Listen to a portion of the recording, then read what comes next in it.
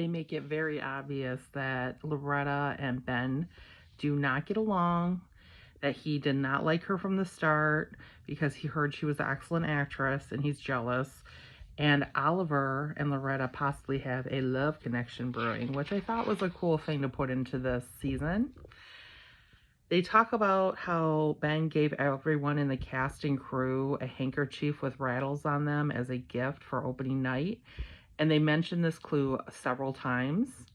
And then they also talk about several times how he may have been poisoned. Mabel mentions it because there's blood coming out of his mouth. And then when he, sorry about the spoiler alert, ends up living, he said, oh, they pumped my stomach. They said I probably ate something bad.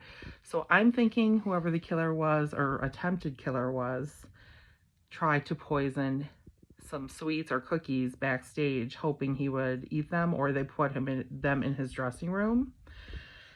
Another thing I think was a clue was that Meryl Streep's character told Oliver, I had to get out of my costume really quickly. Why? I feel like that was a little subtle hint of something, like she was trying to get out of there quickly, maybe.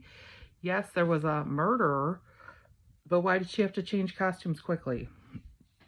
Twist, he was alive. I liked that. I liked that it twisted. He admitted that everyone in the room at the party had a motive to kill him, and he felt bad for being rude to every single person in the cast and crew.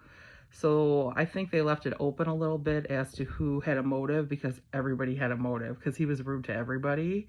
He was not a likable person. He played this role perfectly. Paul Rudd, it was amazing. Ben called Loretta a snake and said he knew she was shady, and she said he was an a-hole.